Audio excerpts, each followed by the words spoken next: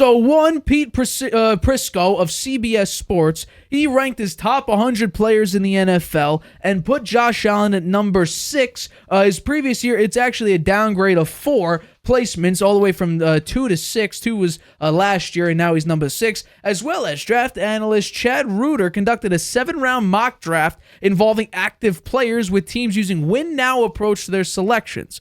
So the results are based on players' expected on-field performance in 2024, and Josh Allen is number 2 overall. With the reasoning being, Allen has the set skill to unseat Mahomes from the top spot, but the Lombardi Trophy continues to evade him. In fact, he's yet to hit a Super Bowl, with the Bills bailing out of the past 3 postseasons in the divisional round. But I want to know, a lot of people have a lot of expectations on the Bills, especially with the addition of Keon Coleman.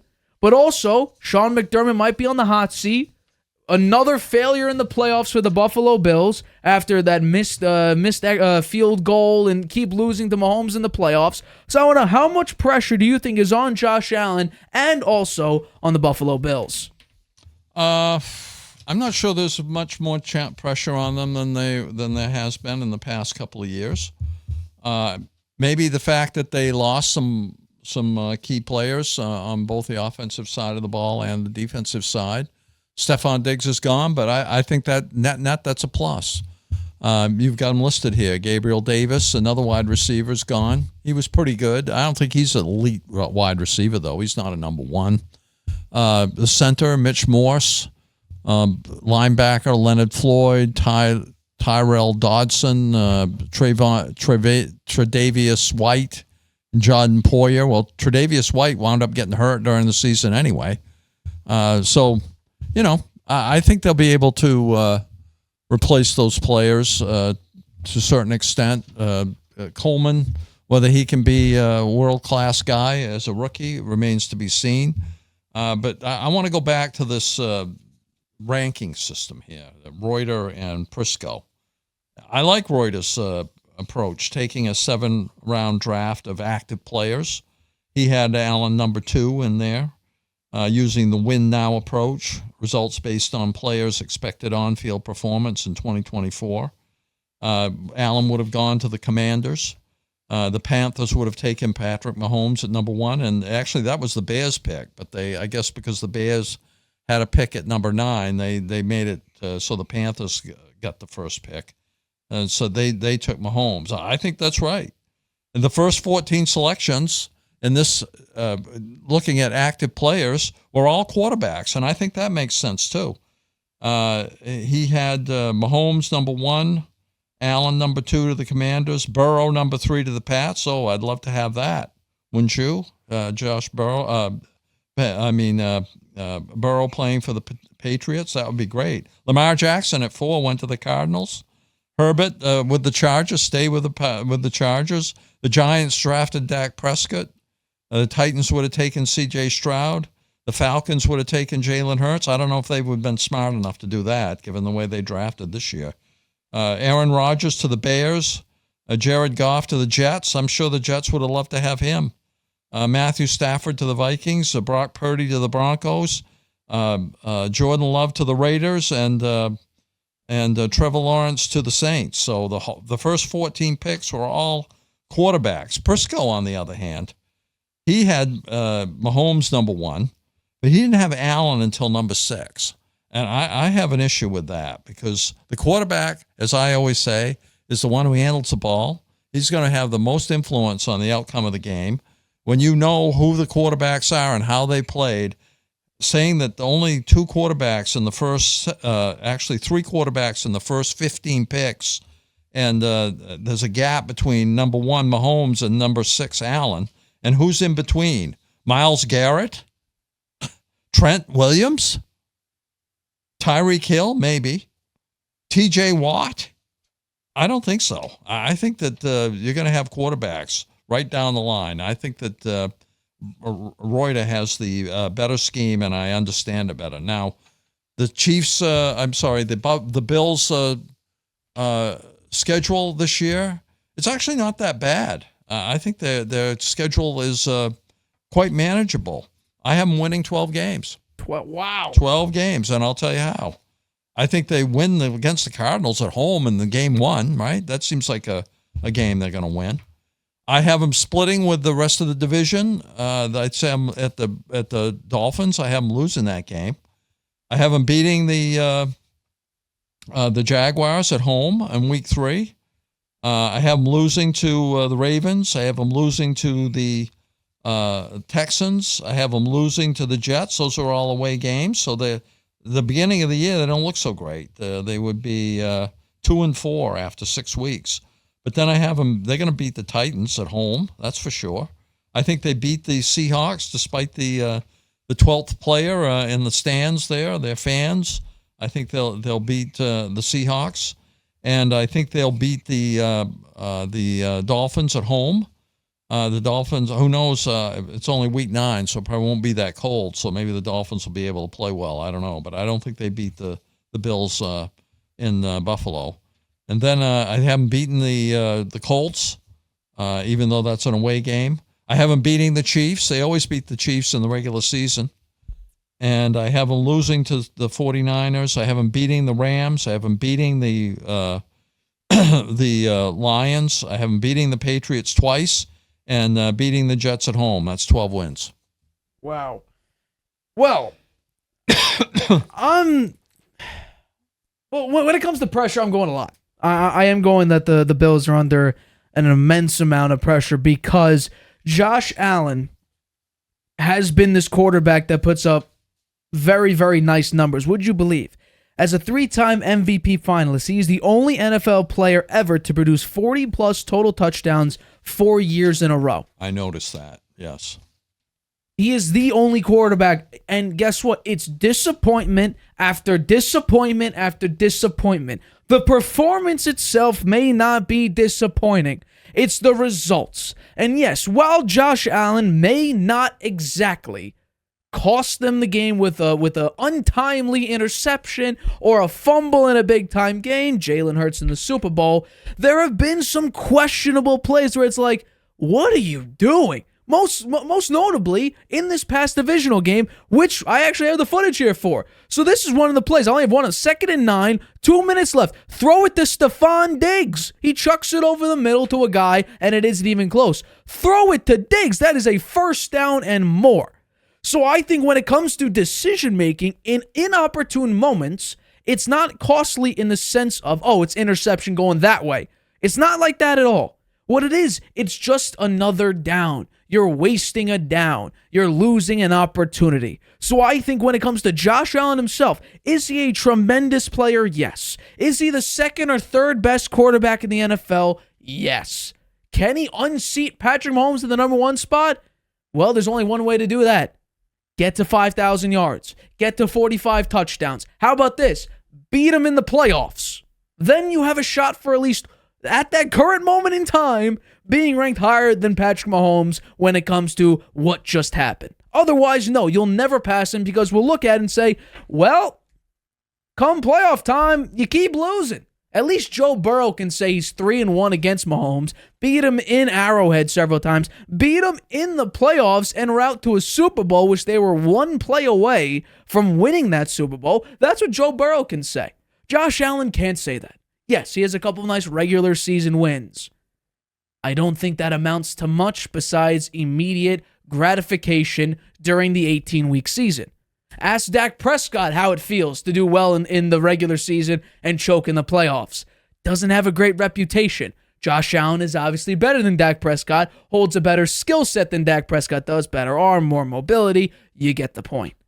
But I think not only is there a lot of pressure on Josh Allen, who, by the way, like I read earlier, is a 3-time MVP finalist, I think there's a lot of pressure on the coaching staff in particular. I'm going to bring up a piece of footage that happened in that divisional game, a head-scratching moment of Sean McDermott. Or, depending on who actually called it, it could have been Joe Brady. What the hell is this call? You're going for it on 4th and 5 on your own 30 in the fourth quarter, and you direct snap it to Damar Hamlin, and it goes nowhere. This is a bad call, a wasted opportunity.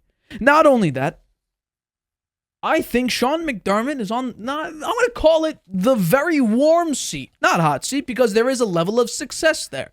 But I think if there keeps being failure after failure after failure after failure, embarrassment, choke, at some point it's going to get old. And I think it has already.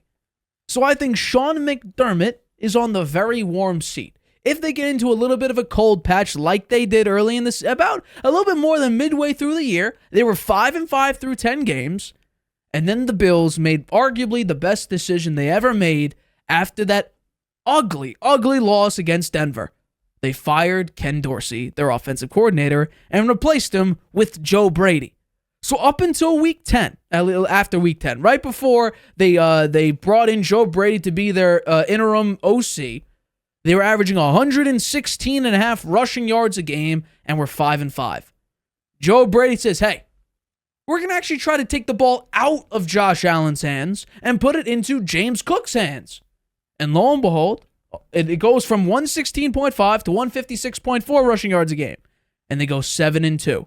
They could have gone 8-1, but that big-time quarterback, Josh Allen, that one loss came in an overtime loss against Philadelphia, and I think a lot of people remember that game. Gabe Davis went left, Josh Allen's throw went right. In overtime, Gabe Davis was open for the touchdown. Bills end the season 8-1 instead of 7-2. It's unfortunate that happened. So let's get into my schedule breakdown, because I do think it'll be very, very rough for the Bills to succeed. Because I do think, and maybe you pushed it aside, I think these losses are pretty significant. I do.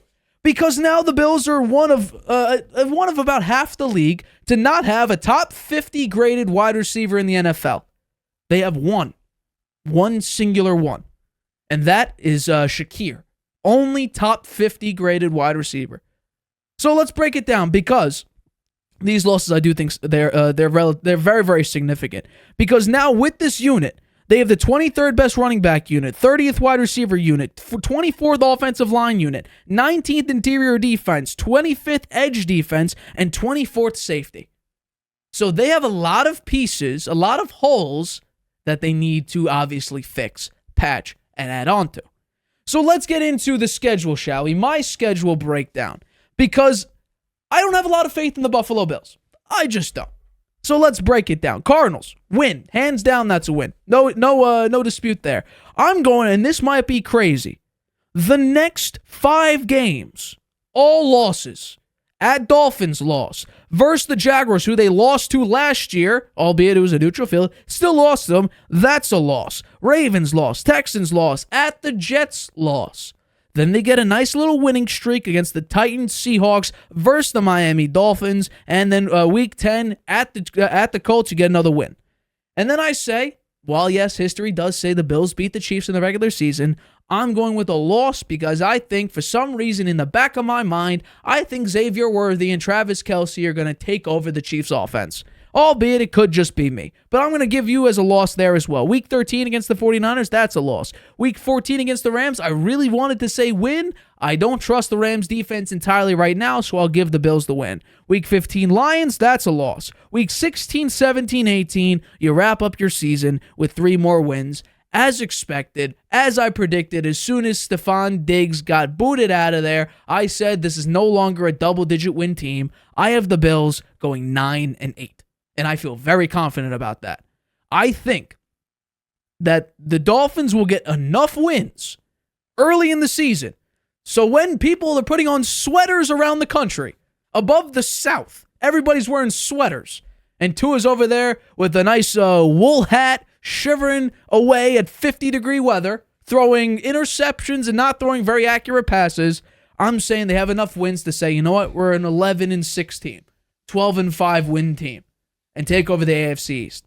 But I got 9-8, and I'm confident about that. We will see. We will see. I don't see the Dolphins beating out the Chiefs. And, you mean the Bills? I'm sorry, the Bills. Yeah. I do think that the Josh Allen's performance in the playoffs last year was pretty good. I think he suffers, again, the same thing that maybe Lamar Jackson suffers from a little bit. Andy Reid is the best coach in the NFL now. And they wound up going up to Buffalo, and they won the game 27-20. 24, right? 27-24. The Bills missed a field goal that could have sent it into overtime. That was crazy. Yep. And I do think that Andy Reid is head and shoulders over Sean McDermott as a coach. And I think that's what haunts the Bills more than Josh Allen making any kind of mistakes or not having all the weapons that you think he may need to in order to get to more than 9 wins. So that's how I feel about it. I think that it's a McDermott issue, and in terms of being on a seat, I think McDermott's on a very hot seat, and I think if he has a poor year this year, he's out of there. Well, we also have to remember, and maybe it's because he was a rookie and a two-year player. Josh Allen did not start his career off very well before Stefon Diggs. We're talking 56% completion percentage, 2,500 yards. I'm going to round it up. I'll be nice. 2,600 yards per season, 15 touchdowns, and 10.5 picks a season. That's not a good quarterback. That's like Daniel Jones level bad. And then he gets Stefon Diggs, and it goes from that season of 58.8% completion percentage, 3,000 yards, you want to round up 3,100 yards, 20 touchdowns to 9 picks, to then 69% completion percentage, 4,500 yards, 37 touchdowns, 10 picks. And I think, honestly, the best comparison is that Josh Allen is the modern-day version of Brett Favre. He's a gunslinger. He throws it, takes risks, and honestly, he's played how many years? 6 years in the NFL? He's had one season where he's had single-digit interceptions, and that year he had 9. Otherwise, it's 12, 10, 15, 14, and this past season, 18 picks. That's bad. Yeah, the 18 was bad, for sure. So I think his issue is he gets too hyped up. He gets too hyped up out there. He controlled himself pretty well in the playoffs, I thought, this year, but some of the regular season games, he got all flustered. And he went out there and tried to do too much, and that's why he suffered those interceptions and some fumbles as well. So he just needs to stay cool. We also have to remember, stay calm, Josh. In the playoffs, not this past season, but the year before, Josh Allen nearly got beat out by Skylar Thompson. We all have to remember that. Skylar Thompson nearly beat Josh Allen and the Buffalo Bills. And not only that, the next series over, the Cincinnati Bengals beat the Bills by 17 points, and we all remember Stefon Diggs yelling at Josh Allen on the sideline, saying, "What are you doing?" or whatever he was saying on the sideline. Stefon Diggs in last year's playoff game against the Chiefs botching missing a throw that would have been a touchdown. No, correct. In that right game, in his hands. In that game, Josh Allen had a couple inopportune drops. Did you see Josh Allen over on the sidelines yelling at Stefon Diggs? But I will say that's why Stefon Diggs is out of there, and rightfully so. He's a head case. That could be the case, but I don't think Stefon Diggs is open over the middle of the field right now. That's a first down and more. I'll replay it one more time. Stefon Diggs, bottom of the screen, goes on the top. That's open. There's no one within 5 yards of him, and he just misses it. So I think there are moments where Josh Allen looks too much down the field. It's kind of like Caleb Williams in college. He's waiting to make that big-time play, the big-time flashy play. And remember, I think the next play after this is one where he rolls out to the sideline and chucks basically a nothing ball.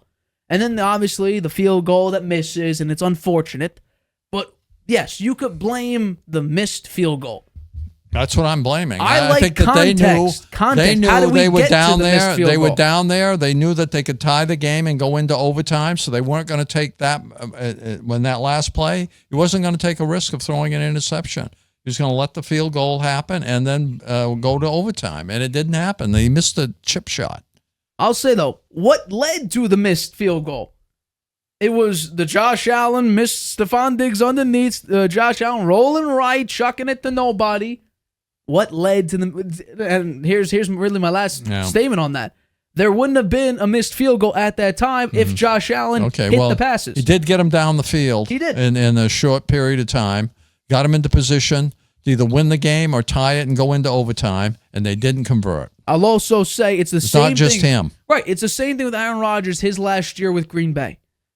The Bills and the Packers went on their big-time runs late in the year when the ball was out of their hands. The Packers didn't make the playoffs. Correct, but they were one game away from making the playoffs. They played terrible the whole season, actually. They did. They were lucky to get to a point. And that's because the division was so weak They wound up being able to limp into a game where they could have made it to the playoffs, and they lost it. Right. No, and they lost it. The that's where Lions beat them. The Lions beat them. Right. And no, that's where I'll agree with you about the Aaron Rodgers thing. He was not open to Christian Watson and Romeo Doubs. I'll agree with you there. But the reason why the Packers even had an opportunity to make it to the playoffs was because it was the defense stepped up and the ball was out of Aaron Rodgers' hands. It was not due to Aaron Rodgers. A large part of why the Bills came back and had a successful run late in the year and ended up overtaking the Dolphins for the number one place in the AFC East was because their rushing yards increased by 40 per game. Yeah. And they went from 5-5 to 7-2 to round out the year. They could have gone 8-1. Yeah. But once again, Gabe Davis went left. They Josh needed Allen's They needed right. the win in Miami at the end of the season to win the division, and Miami botched that game and wound up having to go to Arrowhead and play in the cold. And that was a downfall of the Dolphins. Yeah. And Josh Allen played well in that game. And Tua did not. And Mike McDaniel, the offensive genius, didn't have a very good scheme for that game either. So I think the Bills did what they needed to do. They got into the playoffs. They got beat by the Chiefs. The Chiefs won the Super Bowl. They did. Lamar Jackson got beat by the Chiefs. Chiefs won the Super Bowl. So we'll see what happens this year. The Chiefs are on a mission, and they could very well be a three-peat. I think they have a very decent shot, a very good shot at three-peating, especially with the fact that you got. I've said this. There's a reason why in my mock draft I picked Xavier Worthy to the Chiefs. It's because Xavier Worthy has the speed. I think he is I'm not going to say 2.0 because when you say something 2.0, it's the new and improved version of it. But I'm going to say it's same sort of mold of Tyreek Hill on the Chiefs. I think he'll have that same type of role because Mahomes shifted from 75-yard bombs to dinking and dunking. Now, that's what he's been doing for the past couple seasons. Now he'll have the opportunity to go back over the top, to make the big-time play. And if you have, once again, I'll bring it up again, if you have the 24th-ranked safety unit, I don't know if that's exactly going to be great for you if you're the Buffalo Bills. And against what last year was the second-best defense in the NFL, you have the 23rd-ranked running back unit, 30th-ranked wide receiver unit, and 24th-ranked offensive line. Lord have mercy. I pray for the Bills to get something right. So we'll have to wait and see. But is Josh Allen the top quarterback? They have the benefit of their division. Okay, the Jets are going to find a way to muff it somehow. So they'll beat them at least once. The Dolphins, again, the Bills have their number. They beat them to win the division last year. They'll win at least one game against them, and they're going to beat the Patriots twice. So that's 4 wins right there. Well, I do have the Bills sweeping the Patriots, and I have them splitting with the Jets. And how about the Dolphins? I think I have them also splitting. Yeah. And that, by the way, that was my worst case scenario as well. Do you have them splitting with the Dolphins? Week 2 and week 9. Yes, I have them splitting with the Dolphins in the worst case scenario. So you don't think that they can beat? I say they go on a 5-game losing streak from week 2 to week 6. Kansas City may be a tough call there. I picked them to win that one. You did. And even if they didn't, they'd still be 11-6. Right. So I think they'll beat the Rams. I do, and I think they'll beat. I have them beating the Rams. I think the Lions will have. I don't trust them. I'm sorry. You don't trust Dan Gamble. I don't trust Dan Gamble. I think that he's going to gamble one too many times this year, and they're not going to have as good a season as they did last year. So I think that there's a lot of winnable games on here, and I do think they learned their lesson losing to the Jaguars last year. They're going to beat them this year. It's at home. It is at all compared to a neutral field international. Right. I'll give it to you, but they did end up losing. And by the way, that running back Tyrell Dodson was the number 1 graded linebacker, in the NFL last season. The number 1 graded linebacker. Mm-hmm. I want to ask you. Sure. Reuter versus Prisco and the scheme there of picking players that are active players in the NFL. You don't think there'd be more than a few quarterbacks going in the top 15 or so? Well, come on. He didn't get to Burrow. He didn't get to Burrow till number 15. Burrow's hurt. No, but he didn't get to Burrow. He didn't get to Lamar Jackson till number 16. He didn't get to C.J. Stroud till number 38. Get out of here. That is not going to happen. You put Aaron Rodgers at 20th. And the Reuters scheme, the first 14 picks are all quarterbacks. I think that's right. If you know the talent and it's active players in the NFL, it's all going to be quarterbacks at the beginning. It's not going to be these players that he picked. That is unrealistic. Well, I think having Aaron Rodgers at 20th, that's a bit rough. Yeah. And having CeeDee Lamb, who, if I'm not mistaken, had 1,700 yards last season at 21st. To get to Joe Burrow, right? Christian McCaffrey went before him. I agree with that. Maybe. Micah Parsons went before him. Huh? Nick Bosa went before him. That I agree with. Max Crosby went before him. I agree with that as well. Sauce Gardner? Sauce had a down year this year. But the Jets did have the number one graded defense. Chris Jones. Yes. Chris Jones is the best interior defensive player in the NFL. Nate, you say the quarterback is the most important. Yes. The quarterback's the most important. Yes. If you have an opportunity to draft Lamar Jackson, it's a two-time MVP in the NFL. You think he's going number 16? No. No way. No. Impossible. No. Hi, everybody. Thanks for watching. Make sure you subscribe here to get the latest from the show. Also, if you want to check out the full episode, make sure you click the I in the top right-hand corner right now. If you want to listen to this show anywhere you go, make sure you go to anchor.fm/The Harvey Hour or anywhere you get your podcasts.